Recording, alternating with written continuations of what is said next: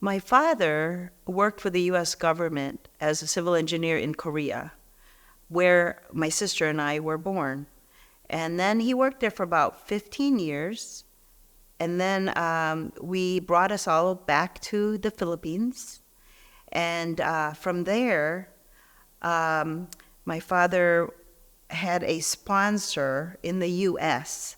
And found him a job with the state highway here in Michigan. So we moved to Lansing. And that would have been in, let's see, we moved to the Philippines in 1965. And then in 1966, my dad moved to the U.S. And we stayed behind for another 5 years because he had to work and provide for himself and his family in the Philippines. And then 5 years later, we came to the United States while he proceeded to work for the state of Michigan. And, you know, during those times were really it was rough because he was here, moved my mother and our two older siblings to the United States, and my sister and I, the two youngest, had to stay behind with our great aunt. And she was kind of the person we knew as like our everything, you know. She provided us with knowledge, with love and care. And being as young as we were, we had very little contact with our parents. But it's not like today where you can just call, right? Back then, you had to do a lot of writing. And I guess at age 4, I didn't want to write so much. You know, sending pictures back and forth and stuff like that. So for 5 years that went on. And then we came to America in, I think 1972, my sister and I. So I turned 9 here. We arrived in August, the end of August, right before Labor Day. And then after Labor Day, we started school here. And at that time, there were not many Asian people in this community anyway. So I was the only Oriental child in my grade school, which was Geyer Park Elementary School. I think it's still open. And my sister was the first Asian girl or person at Otto Junior High. And starting out, luckily, we were taught English in school in the Philippines. And so we understood the language, but of course, there's a lot of slangs and stuff like that you don't understand. And also, I remember very clearly, in the Philippines, when you were addressed by the teacher, you stood up to answer the question. So the first time I raised my hand to answer a question, I stood up, and everybody just laughed at me. And then there's also things like pronunciation that can be a little weird. Like, for example, and this might have to edit this, but I remember saying to somebody, I need a piece of paper. What I meant was, I need a piece of paper, but that, you know, those are the kind of things that you just don't think about. So there was a lot of trying to fit in, and also, you know, kids, because they don't know where you came from and what kind of a city. I mean, literally, they were asking us, we swung from tree to tree. When we came from Manila, which was a city that was larger than Lansing. And so that was very interesting, you know, and a little, I guess I didn't really mind it that much. You know, I didn't really have a lot of trouble, I guess, fitting in a way. The community we moved to here in Lansing was a very high percentage Hispanic, which the culture is very similar to the Filipinos. You know, we're all Catholics. We all have similar names, you know, we sort of looked alike. And so we quickly made friends, and our best friends to this day are those kids that we met back then. So it was, and that makes me so happy. Sorry. Another really great memory is my teacher. My first teacher at Geyer Park was Mrs. Williams. And I remember, you're shy, you're new in school, and, kids are making fun of you and calling you names and whatever. All those things kind of just rolled off. But she understood. And I think she really wanted me to feel at home in her classroom. And I was good at art, so she was always asking me to help her do things. And then she partnered me with another girl named Maria also. And she was Mexican, and her name was Maria Mendez, I remember. And we've lost track of each other over the years, but that first year of having somebody that's similar to you, how brilliant is that of that teacher, right? And for my sisters, I think being in junior high, it's more of an inner city school at that time. Ottawa was a bit of a rough school. And there was a lot of gang fighting already starting out there. She had to find her place, and she had to be very strong. And she was. My sister was a badass, and she still is. She was the one who, if I told her that some kid is picking on me at school because of who I am and what I was, she would wait for that boy. She would set him straight, being 5 years older than me. Yeah. And so I think that protective nature that she had, it just sort of evolved because we were always left alone by ourselves. She and I were always, together. She always felt the nurturing and the protective part. And that stayed like that for pretty much till to this day, right?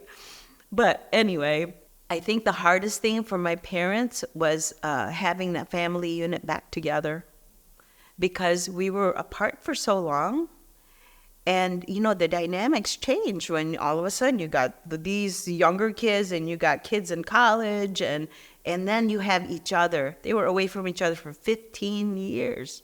So it was like starting all over again. My dad was allowed to come home about 3 weeks out of a year. That made it very hard. And I think coming to America and starting the family all over again, sort of, was rough.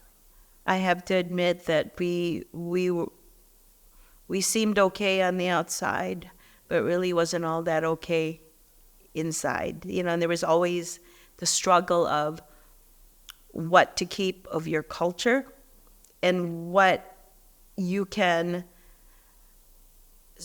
I don't want to say hide, but in a way it's sort of like that, because once you went to school, you were this person. You come home and now you have to speak this language and you're not allowed to speak English. That didn't last very long, though. After a while, even my parents were speaking English at home, only because I think Filipinos spoke half English in the country anyway, right? So that was interesting. And then, and as you get older, the things that are important, I guess, stick to you. Little things that I wish we could have hung on to is a little bit more of the history. I have to admit, I really don't know much about the Filipino history, let alone my Korean side. I don't know. And like I said, if I were to go back and tell you about how we came to be in this world, it's very colorful, and it's not, that's a whole different story. But to this day, I am so grateful to have had that opportunity that my father provided us, and those who provided him the opportunity for us to come here and really have a good life, because I think as immigrants, I find that we are more grateful for what we have worked hard for. It's not given, it's not handed to you, but at least you have the opportunity. And it makes me sad sometimes to see some folks who was, in my opinion, privileged because they already had these standards that were already set up for them, and all you got to do is take it, and they don't. They want it to be easier than that, and I don't quite get that. But all I can say is that my parents and us, the thing that we always learned was to work hard. Work hard and do the best you can. Be kind. And what more really can you do, And we've been very fortunate. My sister and I, she worked for the state government for, I think, 11 or 14 years or whatever, and then she quit. And then she moved to New York and followed her dreams. She danced with Martha Graham Company. And I, like I said, everyone else, worked for the state of Michigan, including my brother. And I decided I wanted to pursue horticulture. So that was my love, is the outdoors and, the greenery and all of that. So I've been self-employed pretty much all my life. And, and I'm doing okay. I'm by far not, I'm not rich, but I have everything I need, and I can also give. I can still give. And that's very important to me. And now having this business here in Lansing also allows me to help other small businesses, which is what I really enjoy. You get to know people who are starting out. Many are immigrants too, like me. And they don't have to jump through the hoops to work through a big company to find whether or not their product is something they want to try. With me, they come to me and I can tell them right away if that's something I'm interested in or not. So it's a good in for them, one first step in. But probably getting off track here. You can rein me back in if you feel. If you have anything to... You had mentioned your aunt. The only thing is... Oh, my grand aunt, yes. The one who actually took care of you. And your relationship with Joe at the 5 years. Yeah, yep. So that was from when I was 4 until almost 9. I was with her, and my sister was 9, almost 14 when with her. So anyway, her name is Maria Palma. So another Maria. Lots of Marias in the family. And she was a great aunt. We called her aunt, but she was really not even a blood relative. She took care of she was a school teacher in Manila. And she did home economics. And she was in charge of the cantina where our school was. And my sister learned to cook through her, helping her in the cantina and, at a very young age. And I learned from my sister. So Maria Palma, we called her Lola, which is grandma in Tagalog, which is what my grandchildren call me now. And she probably taught us more than our parents taught us anything about life. Yeah, it's just, I honor her. Yeah, and we went back to see her before she passed. And I'm so glad that the last memories of her I have is when she was still strong. But she was just a slight little woman. She must have been not even 5 foot tall. Never married. She was a spinster, but in a nice Yeah, she raised a lot of kids, other people's children, at her home in Manila. And, we exchanged letters for the longest time, and I I wish I would have had my letters that I exchanged with her when I was a teenager. All I had was really later on, more in life. Maybe I was more in charge of my own stuff, and I was able to stow those away. But she was always so grateful for what little money we could send her each month. And she would write back and, whether it was just 50 bucks, it was whatever I could afford at the time. But to her, that meant a great deal. Yeah. Because I know that while we were with her, my parents sent her money because she's taking care of us, right? But after we had left, that stopped.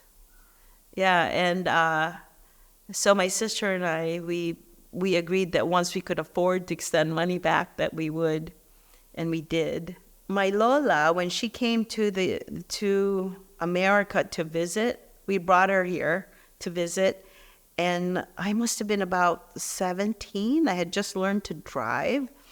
And I remember her coming to our house here on West Thomas Street off of Turner.